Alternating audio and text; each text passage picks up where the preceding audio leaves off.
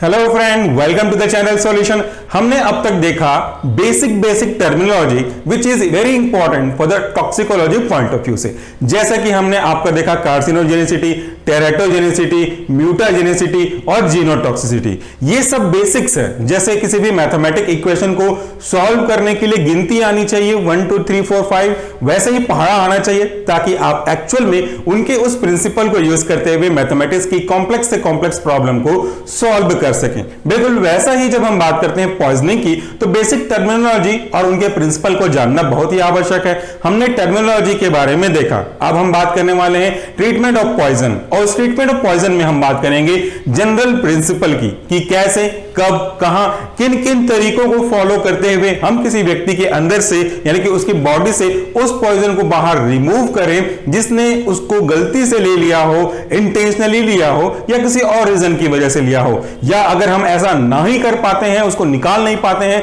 तो हमको कुछ ऐसा करना चाहिए जिससे उसकी activity, that means poisonous activity, neutral हो सके और कोई आगे परेशान ना कर सके। तो तरीका कोई भी हो, अल्टीमेटली गोल ये होना चाहिए कि हमको उस व्यक्ति को उस पॉइजनस इफेक्ट से बचा करके रखना है। So our prime importance to save the life of that particular person who have ingested और taken any kind of poison. इसी को बोलते हैं ट्रीटमेंट ऑफ पॉइजनिंग। तो ये बहुत लंबा चैप्टर होने वाला है, तो इस बहुत लंबे चैप्टर में से शुरुआत करते हैं आपका साथ देने के साथ। आप इस पूरे वीडियो को देखिएगा जरूर क्योंकि बहुत ही इंपॉर्टेंट है। थोड़ा लंबा है बट सपोर्ट चाहिए। सबसे पहले हम बात करते हैं पॉइजनिंग की। एक लाइन में अगर मैं देखना चाहूं कि पॉइजनिंग होता क्या है, तो देखिए, it is a process of consuming the poison. ये एक ऐसा प्रोसेस है जिसमें कोई भी व्यक्ति पॉइजन को कंज्यूम करता है। सबसे पहले तो ये भी जान लें उसके बाद कि पॉइजन का मतलब क्या होता है। Any agent, physical, chemical, biological और any other type of agent जिसको अगर इंटेंशनली या अनइंटेंशनली लिया जाए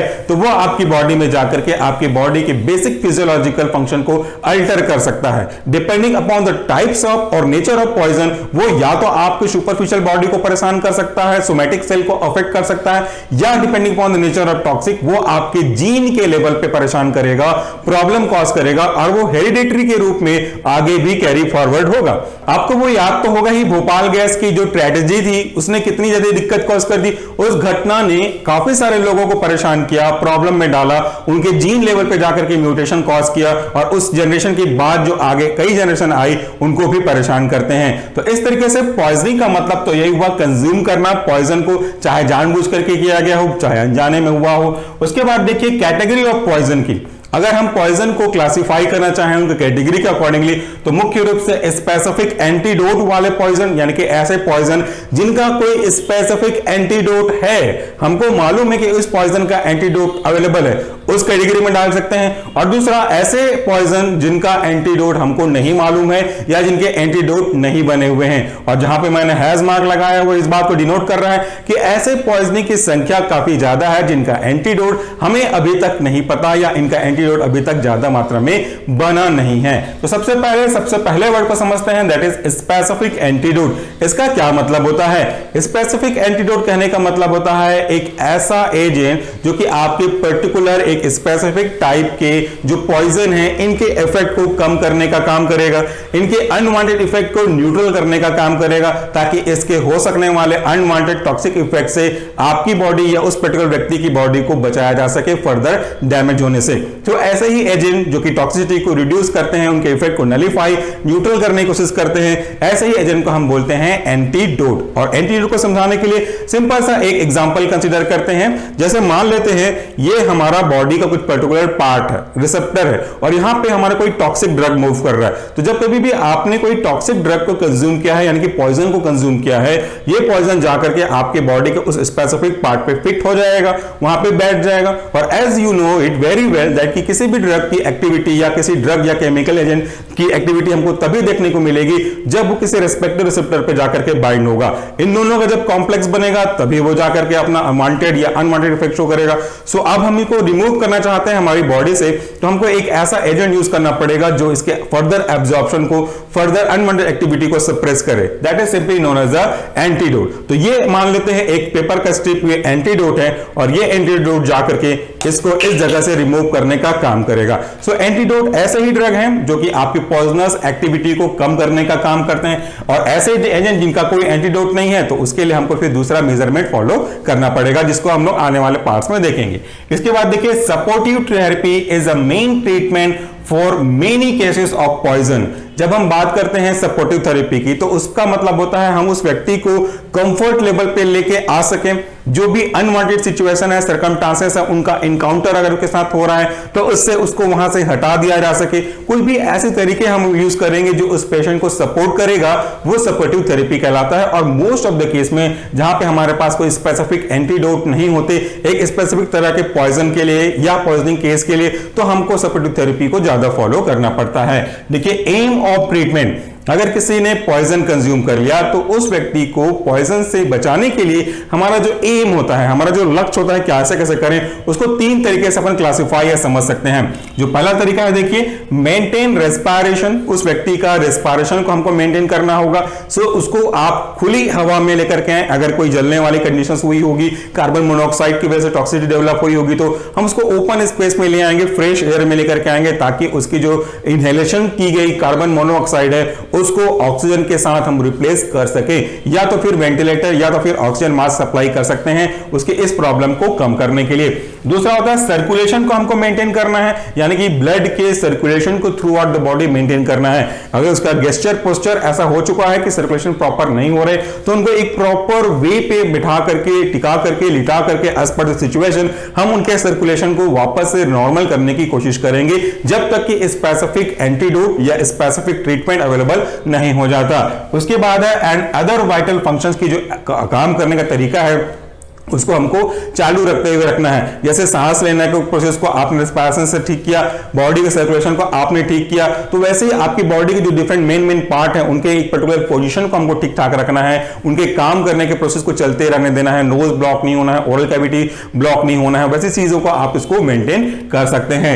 इसके बाद जो दूसरा स्ट्रेटेजी होती है, दूसरी जो तरीके होते हैं, वो कहता है to keep the concentration of the poison in the blood, दो चीजें, in the blood and in the tissue to its minimum level. जब कभी भी कोई व्यक्ति पॉइजन को लेगा तो पॉइजन को लेने के तरीके के बारे में मैंने आपको बताया था। जो कॉमनली है वो क्या है कि ओरल ले सकता है, इंजेस्ट कर सकता है, टॉपिकली उस चीज को अप्लाई कर सकता है, छू के आ सकता है, इनहेल कर सकता है, इंट्रावेनस या किसी और अदर पेरेंटल रूट से एडमिनिस्टर कर सकते हैं। सो रूट कोई सा भी हो तो हमको कोशिश करनी होती है कि इसके रूट के थ्रू अल्टीमेटली जो इनका अवेलेबिलिटी होगा ब्लड में या पर्टिकुलर टिश्यू में, उसको हम कम से कम कर सकें। क्योंकि कोई भी ड्रग, चाहे वो आपके थेरेप्यूटिक ड्रग हो, चाहे इस तरह के अनवांटेड पॉइजनस कंटेनिंग सब्सटेंस हो, वो अपना बुरा इफेक्ट तभी दिखाएंगे जब वो आपके ब्लड में पहुंचेंगे सिस्टमिक रूप से। टॉपिकल पे टॉपिकल पहुंचने के बाद अपना असर दिखाएंगे। तो हम चाहते हैं, हम कोशिश करेंगे जितना कम से कम हो सके इनका कंसंट्रेशन रह पाए, मैक्सिमम से मैक्सिमम कंसंट्रेशन इसका डाइल्यूट फॉर्म में चला जाए। अगर ब्लड में गया है तो हमको उसके अकॉर्डिंगली प्लाज्मा वॉल्यूम को यूज करना पड़ेगा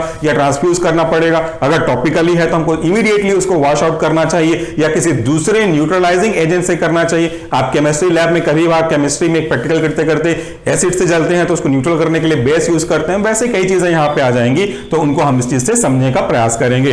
तीसरा जो तरीका होता है, एम जो होता है ट्रीटमेंट ऑफ पॉइजनिंग का, वो कहता है to combat the pharmacological and toxicological effect at the effector organ. ये सिंपल सा कॉन्सेप्ट है। जो कंबैट करने का मतलब था उसके अगेंस्ट में फाइट करना है। किसके अगेंस्ट में? Different types of pharmacological as well as toxicological activity of that particular drug और agent at the particular type और particular site of our body. इसका क्या मतलब हुआ? जब कभी भी हम कोई ड्रग लेते हैं, ड्रग करने मतलब यहां पे मेरा मेडिसिन से है जिसको आपको वाकई में लेना चाहिए था, लेकिन उसके तरीके गलत हो जाने की वजह से, उसके डोज की गलत हो जाने की वजह से, उसके टाइम के गलत हो जाने की वजह से अब वो थेरेप्यूटिक नहीं, अनवांटेड या मेजर टॉक्सिक इफेक्ट शो करना शुरू करेगा। तो उसके इफेक्ट को कम कैसे करें? दैट इज दिस या इट्स फार्माकोलॉजिकल इफेक्ट। और कोई चीज वाकई में पॉइजनर है, by default it is poison in nature, उसको कंज्यूम करें, चाहे जानबूझ करके चाहे गलती से, तो उसके इस टॉक्सिकोलॉजिकल इफेक्ट को आपके पर्टिकुलर बॉडी के उस पर्टिकुलर ऑर्गन से कैसे न्यूट्रल करने की कोशिश करें, ये हमारा मेन मकसद होता है। आपको समझाने का सिंपल सा एक्सप्रेशन फिर से लूंगा मैं, आपको वही एग्जांपल दिखा रहा हूं, थोड़ा तरीका अलग होगा। यहां पे मान लेते हैं ये हमारे बॉडी के डिफरेंट रिसेप्टर्स हैं, जैसे बच्चे लोग ब्लॉक्स खेलते हैं, बिल्कुल वही ब्लॉक का एग्जांपल है। तो इस रिसेप्टर पे देखिए कई अलग अलग जगह हो सकते हैं जहां पे हमारा ड्रग जाकर के बाइंड करेगा depending upon their respective receptor. तो मान लेते हैं कि ये जो पॉइजनस सब्सटेंस है जिसको आपने लिया है वो बॉडी के अपने रेस्पेक्टिव, ये उसका रिसेप्टर साइट है मान लेते हैं थोड़ी देर के लिए, तो यहां पे जाकर के इसने ऑक्यूपाई कर लिया। जब ये आपका पॉइजनस सब्सटेंस अपने रेस्पेक्टिव रिसेप्टर पे जाके बाइंड होगा तो ये इसको ऑक्यूपाई करेगा और इसके पॉइजनस इफेक्ट हमको देखने को मिलेंगे। सो हम क्या करते हैं, हम इसको वहां पे बाइंड होने नहीं देते, हम इसके फार्माकोलॉजिकल इफेक्ट को, टॉक्सिकोलॉजिकल इफेक्ट को कॉम्बैट करते हैं। सो हम इसका एंटीडोट, या यहां पे इसको अगर आप समझना चाहें तो एंटागोनिस्ट भी समझ सकते हैं, क्योंकि ऐसा आएगा कई बार, तो हम एंटागोनिस्ट लेते हैं। एंटागोनिस्ट क्या होते हैं? These are structurally similar but their action is not actually that action जो आपके ओरिजिनल के कारण से दिया जा रहा होता है। तो देखिए दोनों सेम है, ये रेड वाला पॉइजन को रिप्रेजेंट कर रहा है, ये ग्रीन वाला इसका एंटागोनिस्ट रिप्रेजेंट कर रहा है, दोनों का स्ट्रक्चर बिल्कुल सेम सेम है लेकिन दोनों अलग अलग चीजें। तो जो हमारा एंटागोनिस्ट है वो मूव करेगा और इसको यहां से रिप्लेस करेगा बाय कॉम्पिटिटिव एंटागोनिस्ट और खुद उसकी जगह पे बाइंड हो जाएगा। तो हमारा जो पॉइजनस था वो अब रिप्लेस हो गया। तो जिसके बाइंड होने की हमकी वजह से हमको अनवांटेड इफेक्ट मिल रहे थे उसको हमारे जो एंटीडोट है या हमारा जो एंटागोनिस्ट है उसने रिप्लेस कर दिया और हमको वो इफेक्ट अब देखने को नहीं मिलेगा। Now coming to the poison specific measure, ये बहुत ही इंपॉर्टेंट है। तो मैंने केवल नाम यहां पे एक्सप्लेन किए हैं, अगले ही व्हाइट बोर्ड सेक्शन से धीरे धीरे एक एक टॉपिक को मैं डिटेल से आपको एक्सप्लेन करूंगा क्योंकि बहुत ही इंपॉर्टेंट है। हम क्या ऐसा करें जो पॉइजन को स्पेसिफिक तरीके से नलीफाई कर सकते हैं, उसको न्यूट्रल कर सकते हैं। तरीके क्या क्या है, प्रिंसिपल क्या क्या है वो देखिए। पहला है मेन आइडेंटिफिकेशन ऑफ पॉइजन। किसी भी पॉइजन का आइडेंटिफिकेशन बहुत ही जरूरी है। अगर आपने आइडेंटिफिकेशन कर लिया तो मोस्ट ऑफ द केस आप उस व्यक्ति की जान बचा सकते हैं। सपोज किसी ने कुछ ऐसी चीजें कंज्यूम की हैं जिसका एंटीडोट हमको मालूम है लेकिन आपको यह नहीं मालूम कि वो पॉइजन क्या है। अगर वो आपको इन्फॉर्म नहीं करता है तो फिर आप कैसे करेंगे? आप कैसे किसी भी चीज को ब्लाइंडली उसके ऊपर इंसर्ट करेंगे ताकि ये इसको एंटीडोट कर सके? जैसे नैलोक्सेन हो गया, ये एंटीडोट वगैरह है, एंटागोनिस्ट वगैरह है ऑपोइड के, तो हमको पता होना चाहिए ना कि उसने ऑपोइड लिया है, तब हम जाके इसके ड्रग को देंगे ताकि वो एंटागोनिस्ट इफेक्ट शो कर सके। आपको तो मालूम ही नहीं कि वो क्या लिया हुआ है। तो जब तक हम आइडेंटिफाई नहीं कर पाते वो प्रॉब्लम दूसरे से सॉल्व हो नहीं पाएगी। आइडेंटिफिकेशन का मतलब है कि ये इस तरह का पॉइजन है, ये कोरोसिव है, ये आपका नॉन कोरोसिव है, ये ऑर्गेनोमेटर पॉइजनिंग है, ये हैवी मेटल पॉइजनिंग है, ये आर्सेनिक है, ये बिस्मथ है, ये फिर आपका मरकरी है, व्हाटएवर इट इज जो भी है, लेड है, ये क्या है ये हमको पता होना चाहिए, तभी तो हम उसका स्पेसिफिक एंटीडोट को फॉलो कर सकेंगे। लिया लेड है, आप मरकरी का ट्रीटमेंट कर रहे हैं, that is not possible, that is not will be as effective as the real one. तो ये हमको पता होना चाहिए। दूसरा है हमारा prevention of further absorption of poison. ये बहुत ही इंपॉर्टेंट है, ये आपके सपोर्टिव के अंदर भी आप इसको रख सकते हैं। Prevention of absorption of poison या उसके फर्दर एब्जॉर्प्शन का। जब कभी भी कोई व्यक्ति पॉइजन को लेगा, डिपेंडिंग अपॉन द रूट, मैं थोड़ा सा मान लेता हूं एग्जांपल के लिए, वो कोई ओरल रूट से कंज्यूम कर रहा है। ओरल रूट से लेने के बाद क्या होगा, इस प्रोसेस को जरा इमेजिन करिएगा। ओरल रूट पे पहुंचेगा, इसोफेगस से होता हुआ अल्टीमेटली वो आपके स्टमक में पहुंचेगा। स्टमक से डाइल्यूट होने के बाद, डिसॉल्व होने के बाद वो आगे बढ़ना शुरू करेगा। स्मॉल इंटेस्टाइन से वो एब्जॉर्ब होगा, एब्जॉर्ब होने के बाद आपके systemic route that mean blood में पहुंचेगा, उसके बाद अपना इफेक्ट देना शुरू करेगा। सो इट इज ओके, लेकिन अगर ये कंटिन्यू चलता रहा तो उसका एब्जॉर्प्शन भी फर्दर मूव करते रहेगा। क्योंकि आप जानते हैं बायोअवेलेबिलिटी, डोज रिलेशनशिप भी आपने पढ़ा हुआ है। तो जैसे जैसे समय बढ़ते रहेगा वो जो पॉइजनस सब्सटेंस है वो उतना ही फास्ट मात्रा में एक पर्टिकुलर टाइम तक आपके ब्लड में पहुंचता जाएगा। सो मैं क्या कर सकता हूं, अगर किसी तरीके से कि जो उसने एब्जॉर्ब करने वाला है, जो उसकी बॉडी में पहुंचने वाला है, उसको अगर मैं फर्दर थोड़ा सा एब्जॉर्ब हो गया, 1-2% हो गया, लेकिन उससे आगे को अगर मैं रोक सका, तो आगे को अगर रोक पाऊंगा तो उसका फर्दर एब्जॉर्प्शन कम हो जाएगा, फर्दर उसकी अवेलेबिलिटी ब्लड में कम हो जाएगी। तो थोड़ा बहुत प्रॉब्लम को आप होने के बाद मैक्सिमम प्रॉब्लम को होने से रोक सकते हैं, उसके एब्जॉर्प्शन को फर्दर रोक सकते हैं। तो ये है हमारा पहला ट्रीटमेंट का स्ट्रेटजी। अब इसको फॉलो कैसे करना है, उसके लिए आपको इन चीजों को फॉलो करना पड़ेगा। पहला है रिमूवल फ्रॉम द एनवायरनमेंट। अगर आप, जैसे मैं एग्जांपल करता हूं, मैं पूरा समझाऊंगा सबको एक अलग टॉपिक के रूप में। अगर कोई व्यक्ति किसी घर में है और उस घर में आग लग गई, कई बार आपने न्यूज में सुना हुआ है, तो आग लगने की वजह से जो भी घर में यूटेंसिल्स हैं, ऑब्जेक्ट हैं, वो जलेंगे, धुआं निकलेगा, उनमें से कार्बन मोनोऑक्साइड एक मेजर सोर्स होगा पॉइजनिंग के लिए उस समय के केस में। तो उस व्यक्ति के अंदर लंग्स में, फेफड़े में काफी मात्रा में कार्बन डाइऑक्साइड, कार्बन मोनोऑक्साइड और अन्य कई जहरीली गैसें मूव कर जाएगी। तो हमको सबसे पहले क्या करना चाहिए, उसको उस जगह से हटा देना चाहिए। उसको अगर आप बचा सकते हैं बहुत जल्दी तो उसको वहां से उठाइए और किसी फ्रेश एटमॉस्फेयर में लेके जाइए। ये सबसे पहला ट्रीटमेंट का स्ट्रेटजी होगा।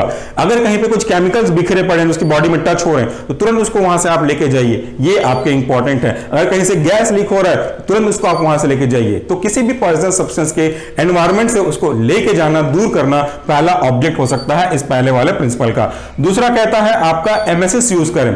अगर हमने या किसी व्यक्ति ने कुछ चीज इंगल्फ कर लिया है, कोई चीज खा लिया है, पी लिया है, तो वो आगे जाके एब्जॉर्ब होगा, जैसा आपने देखा। सो अगर हम इमीडिएटली उसको वोमिटिंग करा दें, तो वोमिटिंग मतलब होता है उल्टी। उल्टी का नाम ही आपको बता रहा है कि काम क्या है। सीधा है ये चीज, कोई हमारे रूट से पहुंचते हुए स्टमक तक पहुंचे, ये सीधा है। और सीधे का उल्टा क्या होगा, स्टमक से इसोफेगस देन ओरल रूट से वो बाहर आ सके। सो अगर कोई चीज बाहर आ जाएगी तो उसका एब्जॉर्प्शन आप कम कर सकते हैं। ये प्रोसेस है। कैसे करना है, किन किन ड्रग को यूज करना है, अगले ही सेक्शन में हम देखेंगे। तीसरा है गैस्ट्रिक लेवेज। अगर पॉसिबल हो सके तो आप उसके, अगर वो वोमिटिंग पॉसिबल नहीं है, इन case of corrosive material, corrosive material में कभी भी वोमिटिंग करानी नहीं चाहिए हमको। तो अगर वो कोरोसिव मटेरियल है तो हम क्या करें, हम एक सिंपल सा स्मूथ सा लुब्रिकेटेड पाइप को ओरल कैविटी के थ्रू एंटर करेंगे और वहां से एक छोटे से सक्शन मशीन के थ्रू उसके कंटेंट को बाहर निकालेंगे। दैट इज कॉल्ड गैस्ट्रिक लीवेज, यानी कि पेट के अंदर की चीजों को बाहर निकालना विदाउट वोमिटिंग। वो ये जो एग्जांपल आपको दिखा रहा हूं इज नॉट एक्चुअली गैस्ट्रिक लीवेज, बस समझाने के लिए। ये इस तरह से हम एक कैन्युला की मदद से इस पाइप को उसके जीआईटी में एंटर करेंगे और इस तरीके से इसको अगर हम खींचेंगे तो उसकी जीआईटी का जो कंटेंट है वो हमारे पास आएगा। ये जस्ट डेमो है, डमी है, इट इज नॉट एक्चुअली। थोड़ा मोटा पाइप होगा, उसमें वैक्यूम होगा ताकि फूड को भी आप उसमें से वापस सक कर सकते हैं। इससे तो पॉसिबल नहीं, बट प्रिंसिपल इसका वही है। आगे देखिए, chemical adsorption, it is not absorption, it is adsorption, that means surface phenomena. So chemical जो भी पॉइजनस है उसको हम लोग केमिकल बोल रहे हैं, वो अगर अंदर चला गया बॉडी में जीआईटी में तो उसको एडसॉर्ब करवा लीजिए। जैसे एक्टिवेटेड चारकोल की मैं बात करता हूं, आपके फर्श पे कभी ऐसा होता है कि आप खाना खा रहे हैं, खाना खाते खाते आपके ग्लास का पानी गिर गया, तो आप कपड़े पोंछने की जो चीजें होती है उससे इसको तुरंत ऊपर रख देते हैं तो पानी को सोख लेता है ताकि वो आगे और फैल ना सके। आपके पेपर पे कोई अगर पानी गिर गया है, तुरंत आप क्या करते हैं, दूसरे पेपर से किसी चीज से इसको एब्जॉर्ब करवाते हैं। इंक गिर गया है, उसके ऊपर अगर मैं चौक रख दूं तो वो चौक पूरा एब्जॉर्ब कर लेगा। सो अगर एक्टिवेटेड चारकोल लिया जाए तो वो उसको एब्जॉर्ब कर लेगा ताकि फर्दर उसकी अवेलेबिलिटी को हम कम कर सकें। ये कहलाता है एब्जॉर्प्शन। उसके बाद हम देखते हैं अगला पॉइंट, दैट इज कैथारेसिस। उसको किसी भी तरीके से बॉडी के जो अनवांटेड मटेरियल है उसको यूरिन के थ्रू एक पाइप स्टेंट लगा करके बॉडी से बाहर निकाला जाए, ये एक तरीका है। और भी तरीके हैं, डिटेल्स हम देखेंगे। इसके बाद न्यूट्रलाइजेशन ऑफ इंजेस्टेड। अगर ये पॉसिबल नहीं है, ये जो पूरी टेक्निक हम बात कर रहे हैं वो पॉसिबल नहीं है, तो हमको न्यूट्रल कर देना चाहिए। न्यूट्रल मतलब क्या होता है, देखिए अगर कोई एसिडिक सब्सटेंस ले लिया है तो वो तो प्रॉब्लम करेगा, तो एसिड को न्यूट्रल करने के लिए हमको बाय नेचर वाइज क्या देना पड़ेगा, बेस। तो ऐसे ही अप्रूव्ड बेस को हम देंगे तो वो न्यूट्रल कर देगा।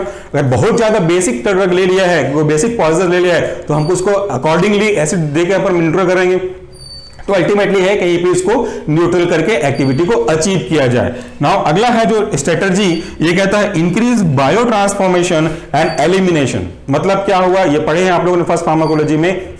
अगर कोई चीज इन सब से भी पॉसिबल नहीं हो पाती तो हम उसके जो मेटाबॉलिज्म है या bio transformation bio transformation biological organism के अंदर किसी भी एक पर्टिकुलर फॉर्म का दूसरे पर्टिकुलर फॉर्म में कन्वर्ट करना, मोस्ट ऑफ द केस में कॉम्प्लेक्स फॉर्म का सिंप्लेक्स फॉर्म में कन्वर्ट करना होता है। आज के टॉपिक पॉइजनिंग के रेस्पेक्ट में बात करें तो पॉइजनस सब्सटेंस का लेस और जीरो पॉइजनस सब्सटेंस में कन्वर्ट करने का process that is respectively considered as a bio transformation. और एलिमिनेशन को हमको इंक्रीज करना है, कैसे भी करके यूरिन के थ्रू, फीकल मेटल के थ्रू या किसी और रूट के थ्रू, एक्सहेलेशन के थ्रू हम उसको अगर एक्सहेल कर सके तो बॉडी में उसका कंसंट्रेशन धीरे धीरे कम होता जाएगा। नहीं तो आपको बायो ट्रांसफॉर्म कराने होंगे। कुछ ड्रग ऐसे होते हैं, आपने देखा होगा metabolic enhancer, metabolic inhibitor, metabolic inducer, ये चीज हमने जो पढ़ा है वो इसी काम करते हैं। सो अगर मेटाबॉलिक इंजेक्शन होगा स्टार्ट करने वाले तो मेटाबॉलिज्म फास्ट होगा। और मेटाबॉलिज्म तो जानते हैं, कॉम्प्लेक्स का सिंप्लेक्स में करना, टॉक्सिक का लेस टॉक्सिक में करना, ये कॉन्जिक्यूटिव मीनिंग है, आपने पढ़ा होगा फार्माकोलॉजी 1, तो मैंने ही बताया आपको।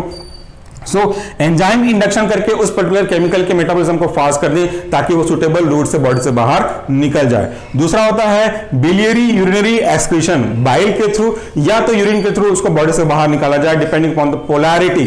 अगर वाटर सॉल्युबल है तो वो इजीली यूरिन के थ्रू निकल जाएगा, अदरवाइज वो फीकल मेटल के साथ बॉडी से बाहर निकलेगा। तीसरा है डायलिसिस के थ्रू। डायलिसिस आप जानते हैं artificial filtration of urine with the या with mimicking the role of kidney. उसमें हम किसी व्यक्ति के बॉडी के अंदर इंप्योरिटी वाले ब्लड को किडनी के काम ना कर पाने की सिचुएशन में आर्टिफिशियली फिल्टर करते हैं और उसको फ्लो करके वापस से री इंट्रोड्यूस करते हैं, तो ये हमारा डायलिसिस होगा। तो हमने देखे बेसिक प्रिंसिपल, ये जस्ट एक इंट्रोडक्शन ही है। इसके बाद हम इन जो पॉइंट्स हैं इनका डिटेल से देखना स्टार्ट करेंगे। तो चलिए शुरू करते हैं दूसरे व्हाइट बोर्ड सेक्शन में। वीडियो लंबा होगा, अगर आपको सीखना चाहते हैं तो बिल्कुल देखिएगा, क्योंकि मुझे नहीं लगता देखने में उतनी मेहनत करनी पड़ती होगी जितना बनाने में मुझे करनी पड़ रही होगी। I hope you will continue the video. चलिए मूव करते हैं सेकंड व्हाइट बोर्ड सेक्शन में। तो अभी जितने भी हमने पॉइजन स्पेसिफिक मेजर्स देखे हैं टॉक्सिकोलॉजी के अंदर, उनके एक एक करके डिटेल से देखना अब हम स्टार्ट करते हैं इस वाले व्हाइट बोर्ड सेक्शन से। सबसे पहले मैं स्टार्ट करूंगा डिस्कस करना आपकी आइडेंटिफिकेशन ऑफ पॉइजन का। ये क्या है और इसकी इतनी महत्वपूर्ण भूमिका क्यों है। देखिए, जब कभी भी कोई व्यक्ति पॉइजन लेता है तो वो दो तरीके के हो सकते हैं, या तो इंटेंशनली या अनइंटेंशनली। अगर उसने इंटेंशनली लिया है तो उसे पूरा पता है, वो सोच समझ करके लिया है मुझे क्या लेना है, कैसे लेना है, कब लेना है। लेकिन अगर अनइंटेंशनली है तो शायद उसे मालूम भी नहीं रहा हो कि जिसे उसने लिया है वो है क्या, क्योंकि वो अनइंटेंशनली किसी भी हाउस होल्ड चीजों से आ सकता है, अनजाने में आ सकता है। तो यहां पे सबसे जरूरी चीज होती है किसी भी पेशेंट को लाइफ सेव करने के लिए इन केस ऑफ पॉइजनिंग कि उसका आइडेंटिफिकेशन किया जाए, कौन से पॉइजन को कितनी मात्रा में लिया है इसका पता लगाया जाए। तो यहां पे हम देखते हैं क्वांटिटी, उसकी जो डोज है, और उसके साथ साथ हम बात करते हैं कि टाइम कितना इलैप्स हुआ है, कितना टाइम बीत चुका है उसको लिए हुए। तो जैसा मैंने कहा, ये उस व्यक्ति के साथ पॉसिबल है जो इंटेंशनली इस तरह के पॉइजन को लिया हो और उसको सही समय में हॉस्पिटल में एडमिट कर दिया हो। तो उससे हम पूछ सकते हैं कि आपने क्या लिया है, ताकि उस स्पेसिफिक पॉइजन के रेस्पेक्ट में स्पेसिफिक एंटीडोट दिया जा सके। लेकिन वो अनइंटेंशनल था तो शायद उसे भी नहीं मालूम है। अगर वो पूरी तरह से आपको सपोर्ट भी नहीं कर रहा, वो बताना भी नहीं चाह रहा है, चाहे वो इंटेंशनली ही क्यों ना रहा हो, तो भी आप उसका पता नहीं लगा सकते। और अगर वो व्यक्ति होश में नहीं है, कॉन्शियस नहीं है, तो फिर यह पता लगाना बहुत ही ज्यादा मुश्किल हो जाता है कि उसे किसने किस तरीके से कब कितनी डोज में लिया हुआ है वो पॉइजन को। तो यह हमारे लिए एक काफी डिफिकल्ट टास्क होता है। So it is another important parameter to identify the poisonous substance so that हम उसकी जान बचा सकें। जबकि दूसरा अगर आप बात करें, मेन चीज हमारा जो टॉपिक आज का है वो ये कि prevention of further absorption of poison. चाहे रीजन कोई सा भी हो, लेकिन आपकी कोशिश ये रहती है कि जो पॉइजन, जितना पॉइजन आपकी बॉडी में आ चुका है वो आपकी बॉडी में साइट ऑफ एडमिनिस्ट्रेशन से धीरे धीरे जो आपके ब्लड में पहुंच रहा है वहां पे पहुंचने को हम रोक सकें। अगर हम उसके एब्जॉर्प्शन को हिंडर या डिले कर सकते हैं, स्टॉप कर सकते हैं, तो फर्दर एक्सपोजर ऑफ पॉइजन से आप उसको बचा सकते हैं। तो ऐसे कौन कौन से तरीके हैं जिनसे हम उनको प्रिवेंट कर सकते हैं, तो उसके अंदर काफी सारे पॉइंट्स हैं, सबको मैं एक्सप्लेन करूंगा। पहला है रिमूवल फ्रॉम द एनवायरमेंट। अगर कोई व्यक्ति ऐसे एनवायरमेंट में है जहां पूरे एनवायरमेंट में टॉक्सिक सब्सटेंस फैला हुआ है किसी भी फॉर्म में, तो हमको उस व्यक्ति को सबसे पहले तो वहां से निकालना चाहिए, एक फ्रेश एयर में लेके जाना चाहिए। तो यहां पे देखिए, अगर वहां पे वेंटिलेशन की प्रॉब्लम कम हो गई है, इनहेलेशन कम हो गई है, जो फ्रेश एयर नहीं, तो हमको उसको बाहर लेके जाना चाहिए। जो कोई फिजिकल केमिकल एजेंट हो जो उसके सरफेस पे एडजॉर्ब हो रहा होगा, तो उसके एडजॉर्प्शन को हमको कम करना चाहिए। अब ये कैसे पॉसिबल है, चलिए मैं आपको दिखाता हूं। आपने घर में अक्सर इसको यूज तो किया होगा। This is a mosquito repel coil, कोई भी कंपनी का हो। इसको जब आप बर्न करते हैं तो इससे काफी सारे धुएं निकलते हैं। इसका एक सही तरीका क्या होता है कि जब कभी भी आप कमरे में नहीं हैं तो कमरे के खिड़की दरवाजों को बंद कर दें, इसे जला दें और आप खुद बाहर चले जाएं। जब तक ये पूरा फ्यूम अंदर रहेगा तब तक सारे मॉस्किटोज डेड होकर के नीचे गिरेंगे। उसके बाद आप विंडोज खिड़की खोल सकते हैं, जब ये गैस निकल जाएगा फिर आप उसकी एंट्री करिए। लेकिन मोस्ट ऑफ द केस में आपने इसको ध्यान दिया होगा कि इसमें पूरे कंटेंट पॉइजनिंग मटेरियल इसमें है, पॉइजनस सब्सटेंस है। तो जब कभी भी हम इसको फ्यूम के रूप में जलाते हैं और अगर कोई व्यक्ति इसके कांटेक्ट में रहता है, जैसे रात को सोते समय सब दरवाजे बंद करके आपने इसे जला दिया, तो सफोकेशन की प्रॉब्लम होनी स्वाभाविक है। साथ साथ इसकी टॉक्सिसिटी का असर भी आपको देखने को मिलेगा। जी मिचलाना, उल्टी, सर दर्द, डिस्कंफर्ट फील होना, ये चीज पॉसिबल है। तो ऐसे किसी व्यक्ति को जो कि इसके कांटेक्ट में आए हैं, जिसके कारण से उनको प्रॉब्लम हो रही है, तो सबसे अच्छा तरीका क्या होता है कि आप उनको वहां से बाहर ले जाइए, फ्रेश एयर मिले जाइए, ताकि जो फ्रेश ऑक्सीजन है वो उनके लंग्स में भरे हुए जितने भी टाइप के कार्बन मोनोऑक्साइड या पॉइजनस गैस हैं उनको पार्शियल प्रेशर के थ्रू रिप्लेस करता हुआ चले और वो व्यक्ति धीरे धीरे कॉन्शियसनेस में आने लगे, फ्रेश एयर मिलना लगे। दूसरा जो एग्जांपल मैं आपको दिखाने वाला हूं वो इस तरह के रूम फ्रेशनर से भी है। आपने कई जगह इस तरह की चीजें देखी होंगी, बस this is for just demo only. अगर इस तरीके से काफी सारे रूम फ्रेशनर की फॉग भर रही है, आप कैमरे में भी देख सकते होंगे, तो इससे कोई व्यक्ति अगर कांटेक्ट में आता है डायरेक्टली, ये तो अच्छी चीज है कमरे की खुशबू के लिए, लेकिन ऐसा ही कोई फ्यूम निकलता हो तो किसी भी केमिस्ट्री लैब में जब आप प्रैक्टिकल करते हैं तब कुछ ऐसे फ्यूम्स निकलते हैं, अमोनिया के निकलते हैं, कुछ और के निकलते हैं, जिनको हम लोग को ऑपरेट ही फ्यूमिंग हुड के नीचे करना चाहिए, लेकिन अनजाने में या जानबूझ करके आपने उसको बाहर किया तो उससे पॉइजनस सब्सटेंस तो आ ही सकते हैं। तो ऐसे फ्यूम्स के केस से जो कि सूंघ कर अंदर बॉडी में पहुंचते हैं, इससे हमको बचाना हो तो उसको फ्रेश एयर में लेके जाएंगे। और अगर कोई फिजिकल केमिकल चीजें आपकी बॉडी में टच हो रही हैं तो उनके टच होने को, उनके एब्जॉर्प्शन को हमको रोकना चाहिए। जैसे क्रीम की बात करते हैं, अगर आप कोई ऐसा क्रीम होते हैं जो रिएक्ट करते हैं, टॉक्सिक हो सकते हैं, केमिकल नेचर उनका डिग्रेड हो सकता है, उसको आपने अगर अप्लाई किया हुआ है बॉडी के किसी पर्टिकुलर पार्ट में तो उनके एब्जॉर्प्शन को एज सून एज पॉसिबल आपको वॉश आउट कर देना चाहिए। मैंने आपको नया चैनल फार्मेसी डिक्शनरी में कैलामाइन कभी बताया था कि अगर किसी व्यक्ति को उससे एलर्जिक रिस्पॉन्स मिलता है तो उसको इजीली वॉश आउट किया जा सकता है, उसके फर्दर एब्जॉर्प्शन को रोका जा सकता है। Coming to the main point of the today's attraction, that is emesis. बहुत ही इंपॉर्टेंट पॉइंट है, इसके ऊपर आपके मेन एग्जाम में, सेशनल एग्जाम में क्वेश्चन बनेंगे ही। What is the meaning of emesis? Emesis का मतलब होता है उल्टी करना। It is a process of vomiting, या actually it is a vomiting. और ऐसे ड्रग जो कि वोमिटिंग कॉज कराते हैं इसे हम एमेटिक कहते हैं, और इसके ऊपर पूरा सीरीज अवेलेबल है इसी चैनल पे। तो अगर आप चाहते हैं what is emetic, what is the mechanism of action of emetics, तो आप इस चैनल में वीडियो को सर्च कर पाएंगे। अब इसकी जरूरत क्यों पड़ती है ये भी देख लीजिए। अगर किसी व्यक्ति ने जानबूझकर अनजाने में किसी भी रीजन से पॉइजनस सब्सटेंस को लिया हुआ है और ये पॉइजनस सब्सटेंस ओरल रूट से लेने के बाद वो इसोफेगस से होता हुआ आपके जीआईटी में पहुंचेगा, तो जीआईटी में जाने के बाद फिर धीरे से प्रोसेस होता हुआ स्मॉल इंटेस्टाइन से वो एब्जॉर्ब हो जाएगा। तो अगर हम नहीं चाहते कि उसका फर्दर एब्जॉर्प्शन हो तो हमको उसको उस जीआईटी से बाहर निकालना पड़ेगा। सो जीआईटी से कैसे बाहर निकाला जाए? तो जीआईटी से बाहर निकालने का सबसे इजी, प्राइमरी और सरल तरीका यह है कि उसको वोमिट आउट कराया जाए ताकि वो चीजें बाहर आ सकें। मैंने पिछले टॉपिक में भी कहा था, उल्टी का मतलब होता है उल्टा प्रोसेस। जो चीजें आपके ओरल रूट से स्टमक तक गई हैं, अब उसको वापस से आपके स्टमक से होते हुए बॉडी से बाहर हम निकाल सकें, तो दिस इज कॉल्ड वोमिटिंग। ये करने से जो ड्रग है, जो टॉक्सिक है, वो बॉडी से बाहर निकल जाएगा, उसको फर्दर एब्जॉर्प्शन नहीं होगा और उसकी टॉक्सिसिटी हम कम कर सकते हैं। कैसे किया जाए, किन चीजों के लिए किया जाए और किन चीजों के लिए नहीं किया जाए, ये सबसे ज्यादा इंपॉर्टेंट है। तो आप यहां पे देखिए, फर्स्ट पॉइंट करता है फॉर ओरल इंजेक्शन। कोई भी ऐसा पॉइजन जो ओरल रूट से लिया गया हो तभी तो पॉसिबल होगा। अगर मैं किसी लिक्विड को ड्रिंक कर जाता हूं तभी तो मैं उसको ओरल से वापस बाहर निकाल पाऊंगा। अगर इंजेक्ट करेंगे तो it is next to impossible. अगर टॉपिकली अप्लाई करेंगे तो कैसे वोमिट आउट होगा? इस तरीके से कोई भी चीज जो ओरल रूट से गया हो वो आप वोमिट आउट करके बाहर निकाल सकते हैं। दूसरा, not suitable for the corrosive material, बहुत ही इंपॉर्टेंट है, काफी बार आपके एमसीक्यूज पैटर्न एग्जाम में पूछा गया है। अगर आपने जो पॉइजन लिया है या अगर आपके किसी परिचित ने पॉइजन लिया है और वो बहुत ज्यादा टॉक्सिक है, बहुत ज्यादा कोरोसिव है, यूं कहूं कि बहुत ज्यादा अल्कली, स्ट्रॉन्ग अल्कली या स्ट्रॉन्ग बेस है, तो उसको आप वोमिट आउट के थ्रू वोटिंग करा करके एमेटिक ड्रग देकर एमएसिस प्रोसेस के थ्रू बाहर नहीं निकाल सकते और नहीं निकालना चाहिए। This is contraindicated. अब इसके पीछे लॉजिक क्या है? बहुत सिंपल सा लॉजिक है। मान लेते हैं बहुत स्ट्रॉन्ग अल्कली या स्ट्रॉन्ग बेस है, तो उसने जब भी लिया होगा तो उसके इसोफेगस पे डैमेज हुआ, वो तो हुआ, उसके बाद वो उसके स्टमक में पहुंचा, स्टमक में कोरोसिव मटेरियल ने पेप्टिक अल्सर कॉज किया या भी जो भी अनवांटेड इफेक्ट है वो कॉज किए। अब जब इसको आप वोमिट आउट कराने की कोशिश करेंगे तो एक डैमेज हुआ है, वापस से वो दूसरा डैमेज होगा, तो आपके इसोफेगल पे पार्ट पे दिक्कत कॉज करेगी, सेल की डेथ कॉज कर सकती है और वो दिक्कत होगा।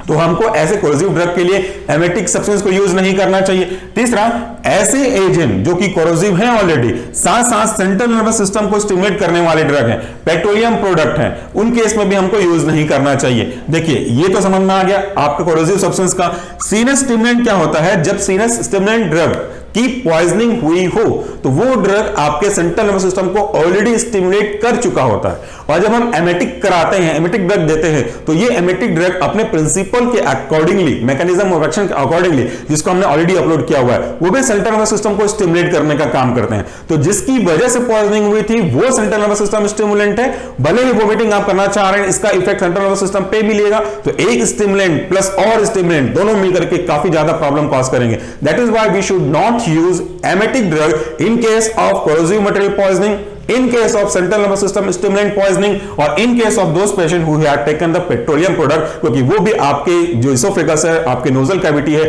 इसमें दिक्कत कर सकते हैं। साथ साथ सबसे ज्यादा जरूरी जो मैंने ब्लू कलर में लिखा हुआ हेडिंग, अनकॉन्शियस पेशेंट में तो इसको बिल्कुल भी आप कर ही नहीं सकते। जो व्यक्ति बेहोश है उसको कैसे आप वोमिटिंग कॉज कराएंगे, क्योंकि वोमिटिंग कराने के लिए रिफ्लक्स का होना जरूरी है और रिफ्लक्स के लिए सेंट्रल नर्वस सिस्टम का ट्रिगर आउट होना जरूरी है। आपके वोमिटिंग रिफ्लक्स, वोमिटिंग सेंटर की हो सकता है ट्रिगर जोन और आपकी जीआईटी के मसल्स का भी, स्फिंक्टर्स का खुलना, ये सब जरूरी है और वो तभी पॉसिबल होगा जब वो पेशेंट कॉन्शियसनेस में होगा। अब मैं आपको एग्जांपल बताता हूं, इसके तरीके क्या क्या हो तो आप देखेंगे ही। तो यहां पे मैं एक चीज पहले नोट के रूप में बता दूं, फिर एग्जांपल की बात करते हैं। नोट देखिए, emesis will stimulate central nervous system, याद रखिएगा, बहुत इंपॉर्टेंट क्वेश्चन है। So in case of central nervous stimulant poisoning both में प्रेसिपिटेट कन्वर्जन, दोनों सेंट्रल नर्वस सिस्टम की पॉइजनिंग की वजह से, आपके वोमिटिंग की वजह से दोनों प्रेसिपिटेट हो जाएंगे और ये कन्वर्जन यानी कि झटके देना शुरू करेगा, जो कि कंट्रा इंडिकेटेड है। सो देखिए, इंडिकेशन क्या हुआ, हमको ऐसे पेशेंट को देना है जिन्होंने पॉइजनिंग ओरल रूट से लिया है। कंट्रा इंडिकेशन क्या हुआ, ऐसे पेशेंट को हमको नहीं देना है जिसने कोरोसिव मटेरियल को लिया हुआ हो, जो होश में नहीं है, जिसने central nervous system stimulant drug की पॉइजनिंग ली हो, जिसने पेट्रोलियम प्रोडक्ट लिया हो। ऐसे केस में हमको इसको नहीं लेना, दिस इज कंट्रा इंडिकेटेड। अब दूसरी और इंपॉर्टेंट चीज जो बहुत ज्यादा ध्यान खींचेगी आपकी ओर, कि वोमिटिंग कॉज कैसे कराएं। आप मुझे बोलिए कि सर आप उल्टी कर दीजिए, तो मैं आपके बोलने से साइमल्टेनियसली मेरे कंट्रोल में तो नहीं है कि मैं वोमिट आउट कर दूं।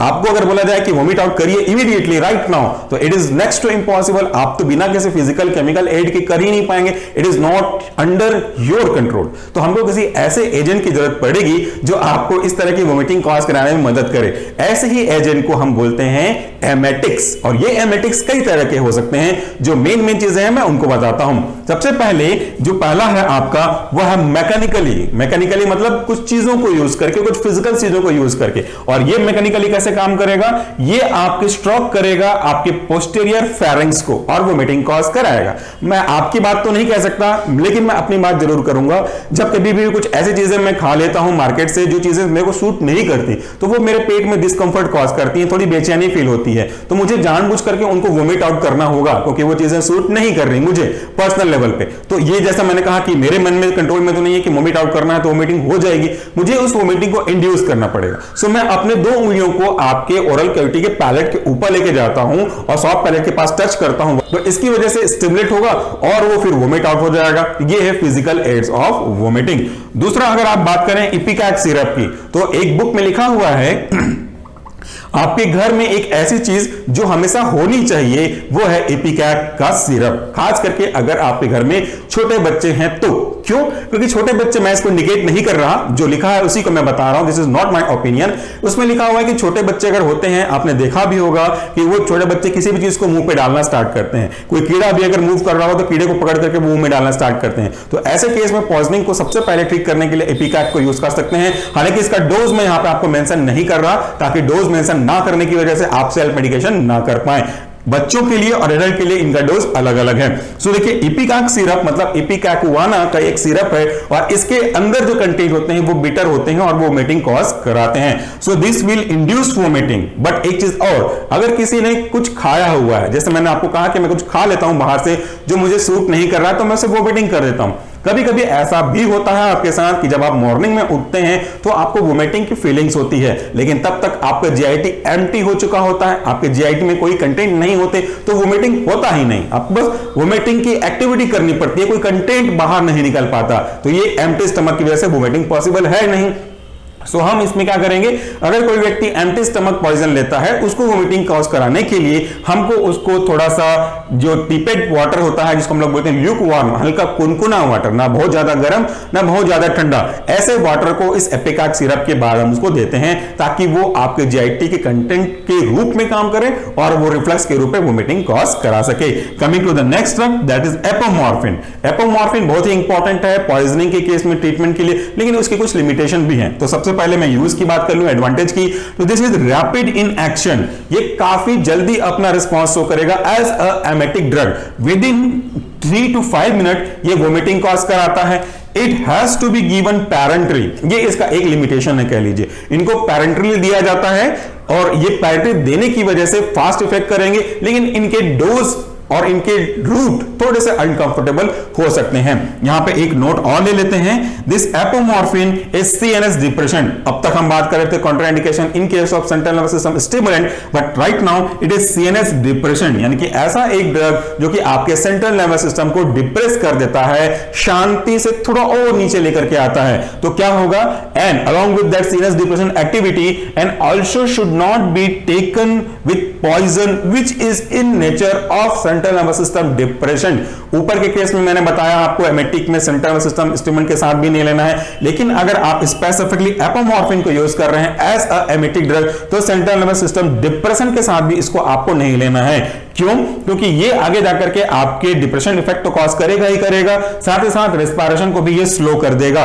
इसीलिए एपोमॉर्फिन को हमको यूज नहीं करना है इन case of central nervous system depression poisoning. अब एक इंपॉर्टेंट जानकारी जो कि आपके जीपैट के पॉइंट ऑफ व्यू से है, यहां पे देखिए जो नैलोक्सिन है, इसके बारे में हम पढ़ेंगे कभी, तो ये नैलोक्सिन रिवर्स करता है रेस्पिरेटरी डिप्रेशन को जो उसका कारण एपोमॉर्फिन हुआ हो।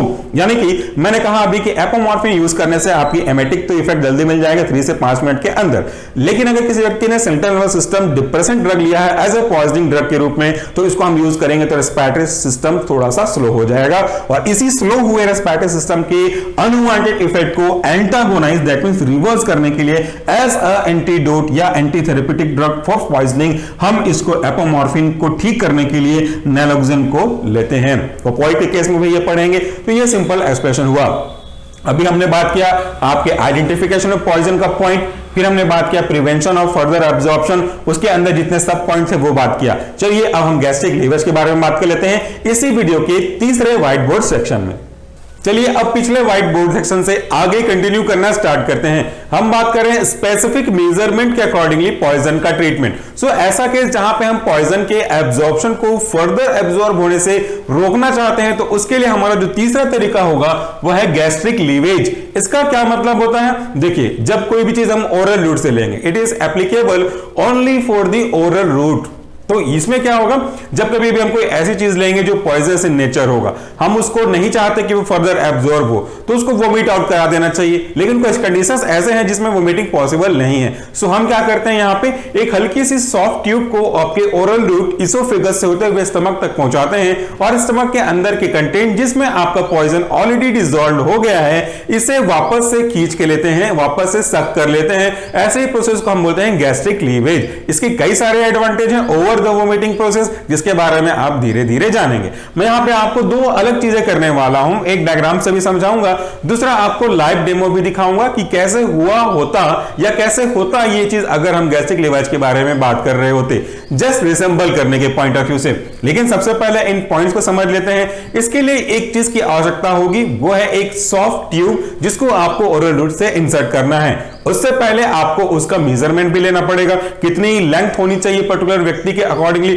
उस लेंथ को बाहर से भी मेजर कर लें। जैसे जब हम एक्सपेरिमेंटल एनिमल को डोज करते हैं ओरल से, ओरल कैन्युला से, ओरल फीडिंग ट्यूब से, तो हम उसकी लेंथ नापते हैं, बिल्कुल वैसा ही हमको यहाँ पे करना होगा। So in case of gastric lavage first step कहता है a tube is inserted into stomach. क्यों? क्योंकि स्टमक में ही तो आपका कंटेंट होगा।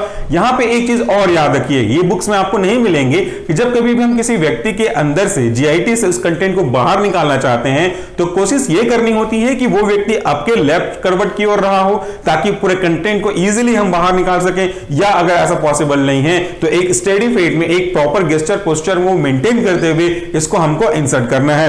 तो इस तरीके से एक ट्यूब आती है, इस ट्यूब को सॉफ्ट है, काफी सॉफ्ट ट्यूब है ये, इसके चारों तरफ एकदम ग्रीसी मटेरियल लगाया जाता है जो यूज किया जा सके ओरल रूट से। तो इसको हम धीरे धीरे लेंथ के अकॉर्डिंग, जैसे यहां से अगर हम बात करें तो इतनी लेंथ काफी होगी मेरे लिए, तो इतने लेंथ के हिसाब से depending on the person to person हम इसको कट करते हैं। आगे कुछ सॉफ्ट मटेरियल लगाते हैं और धीरे धीरे ओरल रूट से इस तरीके से इसको इंसर्ट करते हुए चलेंगे।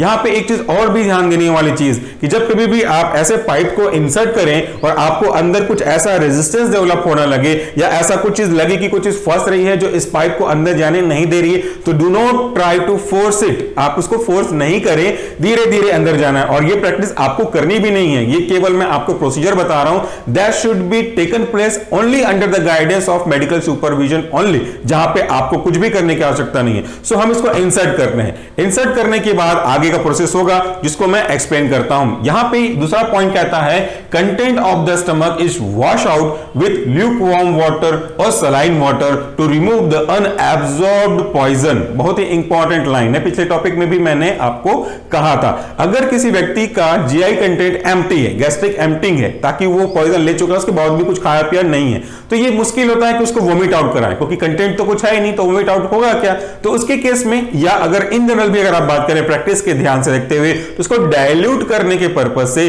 हम उसको ल्यूकवार्म वाटर या आपका सलाइन वाटर एडमिनिस्टर करते हैं ताकि कंटेंट डाइल्यूट हो सके और इजीली उसको आप बाहर से सक कर सके। तो दूसरा क्या हुआ, किस पर्पस के लिए, टू रिमूव अनएब्सॉर्ब्ड पॉइजन। यहां पे जो ये वर्ड है वो बहुत ही इंपॉर्टेंट है। What is the meaning of unabsorbed poison.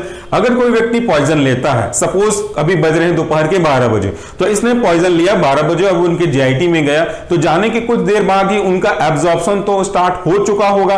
तो 12:30 में आपको पता चला कि इस व्यक्ति ने पॉइजनस सब्सटेंस ले लिया है। अब आपके पास अगर कोई ऑप्शन नहीं बचता और आप गैस्ट्रिक लीवेज करना चाहते हैं, तो आपको क्या लगता है कि आप पूरे के पूरे पॉइजन को बाहर निकाल पाएंगे? इस प्रोसेस में पूरी पॉसिबिलिटीज है नहीं, अनसर्टन प्रोसेस है, एग्जैक्टली आप कह नहीं सकते। तो वहां पे क्या होगा, जो उस आधे घंटे के इंटरवल में जो भी चीजें एब्जॉर्ब हुई होंगी वो तो वापस से नहीं आ सकती, वो तो ऑलरेडी सिस्टमिक सर्कुलेशन में पहुंच चुका है। बट जो अभी एब्जॉर्ब नहीं हुआ है ड्यू टू गैस्ट्रिक एम्प्टिंग हो, व्हाटएवर रीजन कुछ हुआ हो, वो अभी तक एब्जॉर्ब नहीं हो पाया है, तो केवल उसी कंटेंट को आप बॉडी से बाहर पाइप के थ्रू गैस्ट्रिक लीवेज के प्रोसीजर को, मेथड को फॉलो करते हुए बाहर निकाल पाएंगे। Coming to the next point, procedure must be started as soon as possible. जैसा मैंने आपको कहा कि अगर आपको ये आइडेंटिफिकेशन हो गया है कि इस व्यक्ति ने पॉइजन लिया है और ये कोरोसिव है जिसको हम वोमिट आउट नहीं करा सकते, ये सेंट्रल नर्वस सिस्टम स्टिमुलेंट का पॉइजन है जिसको हम लोग स्टिमुलेंट या आपके एमेटिक देकर के बाहर नहीं निकाल सकते, तब के केस में हमको इस तरह के प्रोसेस को immediately as soon as possible start कर देना चाहिए। लीवेज में be useful for as long as 6 hours after the injection of poisoning. जैसा मैंने एग्जांपल में भी दिया है कि अगर मैं कोई ड्रग को पॉइजन के रूप में अपना यूज कर लेता हूं, तो वो केवल गैस्ट्रिक लीवेज प्रोसीजर से तब तक यूजफुल होगा जब आप पॉइजन लेने के 6 घंटे के अंदर तक इस प्रोसीजर को फॉलो करते हैं। इससे ज्यादा होगा तो आप भी समझ सकते हैं कि काफी मात्रा में वो एब्जॉर्ब हुआ है। और कुछ बुक्स में जैसे पीसी डांडिया में ये साफ चीज लिखा हुआ है कि ये जो गैस्ट्रिक लीवेज का प्रोसेस है वो एकदम 100% एक्यूरेसी नहीं है और मोस्ट ऑफ द केस में काफी ज्यादा यूजफुल भी नहीं होता, क्योंकि हम इसमें काफी सारे पॉइजन को बाहर नहीं निकाल सकते। जो चीजें एब्जॉर्ब हो गई हैं उनको आप बाहर नहीं निकाल सकते, तो ये थोड़ा सा डिस्कंफर्ट कॉज भी कर सकता है ड्यू टू इंसर्शन। जब हम पाइप इंसर्ट करेंगे तो उसके केस के लिए ये प्रॉब्लम हो सकता है। Coming to the next point, gastric lavage can be used in. ये जो प्रोसेस है वो कहां हो सकता है? They can be used in comatose stage, जब पर्टिकुलर व्यक्ति कोमा के केस में हो तो भी, अनकॉन्शियस हो जिसको होश ना हो तब भी, अनकोऑपरेटिव हो या अनसपोर्टिव हो जो आपको सपोर्ट ना कर रहा हो, ऐसे केस में भी आप यूज कर सकते हैं। एंड साथ important, and additionally all those cases, not always but most of the cases, जहां पे आपका एमेटिक का जो प्रोसेस है वो कॉन्ट्राइंडिकेशन हो, सो जहां पे एमएसएस की पॉसिबिलिटीज नहीं दिखती हो, ऐसे केस में हम गैस्ट्रिक लीवेज के प्रोसीजर को फॉलो करके आपके कंटेंट को बाहर निकाल सकते हैं। एक एग्जांपल की अगर आप बात करें तो जैसे सेंट्रल नर्वस सिस्टम स्टिमुलेंट को हम वोमिटिंग से बाहर नहीं निकाल सकते, तब यहां पे यूज कर सकते हैं। सेंट्रल नर्वस सिस्टम डिप्रेशन के केस की पॉइजनिंग को हम वोमिटिंग के थ्रू नहीं निकाल सकते, तब यहां पे आप यूज कर सकते हैं। पेट्रोलियम प्रोडक्ट को किसी ने अगर इंजेक्ट किया है उसको आप वोमिटिंग से बाहर नहीं निकाल सकते, तो हम इस गैस्ट्रिक लीवेज के प्रोसेस को फॉलो करेंगे। अब बारी आती है डायग्राम और लाइव एक्सप्लेनेशन की। तो सबसे पहले सिंपलेस्ट डायग्राम है आपके पास, ये रहा हमारा पॉइजन मटेरियल जिसको किसी व्यक्ति ने जानबूझ करके अनजाने में ले लिया हो, तो ये आपके ओरल रूट से इसोफेगस के होता हुआ अल्टीमेटली आपके स्टमक तक पहुंचेगा। स्टमक के आगे पहुंचने के बाद आपके स्मॉल इंटेस्टाइन से ये एब्जॉर्ब होना स्टार्ट करेगा और एब्जॉर्ब होकर आपके ब्लड वेसल में पहुंच जाएगा। अगर कोई ड्रग, कोई पॉइजन आपके ब्लड वेसल में पहुंच गया तो इसको आप वापस रिकवर नहीं कर सकते, you can not recover it by this method. तो हम क्या करेंगे, जो चीजें एब्जॉर्ब नहीं हुई हैं, जो चीजें अभी भी आपके जीआईटी में रिमेन कर रही हैं, इनको बाहर निकालने के लिए ये जो ब्लू कलर आप देख रहे हैं, एक पाइप हम इंसर्ट करेंगे। जब ये पाइप आपके जीआईटी तक सफिशिएंट मात्रा में पहुंच जाएगा तो एक सक्शन मशीन को यूज करते हुए इस कंटेंट को हम बाहर निकालेंगे। ये सिंपल सा प्रोसेस है गैस्ट्रिक लीवेज का। अब मैं इस प्रोसेस को आपको डेमो के थ्रू समझाने की कोशिश करता हूं। This is not actual process, ये उस प्रोसेस की नकल या डमी है, मिमिकिंग करने की कोशिश कर रहे हैं ताकि आपका जो कॉन्सेप्ट है वो क्लियर हो सके। थोड़ी देर के लिए ये मान लेते हैं कि ये हमारा जीआईटी कंटेंट है, जीआई है, इसके अंदर वाटर फुल हुआ है और ये आपका इसोफेगल कंटेंट है। अब इसमें कोई चीज अगर हम इंसर्ट करते हैं पॉइजनस चीजें तो उसको वापस से कैसे निकालेंगे, तो इसको समझाने के लिए चूंकि वाटर है, अभी जीआई कंटेंट है, मैं इसमें कुछ ऐसा कलर डालता हूं ताकि आप इसको आसानी से देख सकें। ये रहा मेरा कलरिक सब्सटेंस।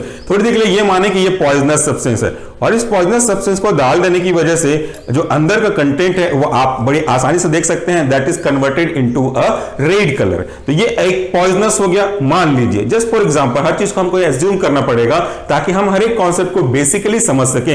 याद करने की, रट्टा मारने की कोई जरूरत नहीं है। ये रहा अब आपका स्टमक जो अब पहले की तरह नहीं रह गया, इसको मैंने प्रॉपर मिक्स कर दिया तो ये अब पॉइजनस सब्सटेंस को रिप्रेजेंट कर रहा है। अब क्या कहता है प्रोसीजर के अकॉर्डिंगली, अब हमको क्या करना है, देखिए ल्यूक वार्म वाटर या सलाइन को वॉश आउट करना है। इससे क्या होगा, इससे कंटेंट थोड़ा डाइल्यूट हो जाएगा। साथ ही साथ अगर एम्प्टी स्टमक में किसी ने पॉइजन लिया है तो उसको वोमिट आउट करने के लिए एक सपोर्टिव वे मिल जाएगा। So in this injection this is a plain water, that is not lukewarm water, but आपको वहां पे लुक वार्म वाटर यूज करना है, आपको नहीं, आपके डॉक्टर को यूज करना है। सो मैं सबसे पहले इस वाटर को इसके अंदर इंसर्ट करता हूं। थोड़ा सा समय दीजिए मुझे। ये अब इसको मैंने यहां पे इंसर्ट कर दिया। आप ध्यान देंगे बॉटल पे, तो जैसे जैसे मैं इस कंटेंट को अंदर डाल रहा हूं इंजेक्शन के थ्रू, आपका जो कंटेंट है जीआईटी का वो डाइल्यूट भी होता चल रहा है और उसकी वॉल्यूम भी ज्यादा होता दिखाई दे रहा है आपको। तो इस तरीके से आपने देखा कंटेंट ज्यादा हो गया, डाइल्यूट हो गया, तो ये हमने इसको वॉश आउट कर दिया। अब हम इसको गैस्ट्रिक लीवेज करना स्टार्ट करना है। सो हम क्या करेंगे, अब देखिए अब ये पूरा गैस्ट्रिक कंटेंट है। अब इस इंजेक्शन के थ्रू मैं आपके कंटेंट को निकालने की कोशिश कर रहा हूं। तो ये रहा गैस्ट्रिक लीवेज का प्रोसीजर। इस तरीके से हम अंदर के पॉइजनस सब्सटेंस को धीरे धीरे बाहर निकालते चलेंगे और उस व्यक्ति को जिसको पॉइजनस का इंटॉक्सिकेशन हुआ था ओरल रूट से, बाय यूजिंग गैस्ट्रिक लीवेज मेथड हम इस तरीके से बाहर निकाल सकते हैं। इसको बाहर निकालने के बाद आप जस्ट सिंपली वॉश आउट कर दीजिए और ये प्रोसीजर आप तब तक रिपीट कर सकते हैं जब तक सफिशिएंट रिजल्ट आपको नहीं मिल जाता। तो ये था सिंपल सा एक्सप्रेशन। मैं दोबारा आपको अगर दिखाना चाहूं तो इसको मैं वापस से इंसर्ट करता हूं just to understand what is the gastric lavage process. अब देखिए यहां पे कंटेंट का लेवल इसके नेक तक है। जब हम इस तरीके से पॉइजन को अपनी ओर खींचेंगे गैस्ट्रिक लीवेज से तो धीरे धीरे जो कंटेंट होगा पॉइजनस का जो डिसॉल्व हो चुका है आपके जीआई फ्लूइड के साथ वो बाहर आ जाएगा। तो ये था हमारा आज का पहला पॉइंट, पहला टॉपिक जिसको थोड़ा लंबा हमने खींचा। उम्मीद करता हूं इतना तो आपको समझा होगा, इससे ज्यादा मैं यूज कंटिन्यू नहीं करूंगा वरना आपको थोड़ा सा बोर लगने लगेगा। सो अगले पार्ट से हम बात करेंगे दूसरे मेजरमेंट के बारे में। आज के टॉपिक के लिए इतना ही। आज के टॉपिक के बारे में अगर मैं बात करूं रेफरेंस का, तो इससे मैंने कई जगह से लिटरेचर सर्वे करने के बाद और एक जो छोटी सी बुक है, काफी अच्छी बुक है हॉस्पिटल फार्मेसी की, जिसका नाम है पीसी डांडिया, तो उसको भी आप प्रिफर कर सकते हैं। अगर आपके पास नहीं है वो बुक तो थोड़ी ही देर में मैं यहां से हट जाऊंगा और आपको तीनों session part 1, part 2, part 3 of the same video white board ये आपको मिल जाएगा। आप इसका स्क्रीनशॉट ले सकते हैं। लेकिन एक रिक्वेस्ट है, कमेंट बॉक्स में जरूर बताइएगा कि आपको हमारा एफर्ट लग कैसा रहा। बिल्कुल ऑनेस्ट कमेंट करिएगा। ये डेमो है वो कैसे लग रहे हैं, अगर आपको पसंद नहीं आ रहे तो क्यों नहीं आ रहे वो भी बताइए ताकि मैं उसको अगली बार से इंप्रूव कर सकूं।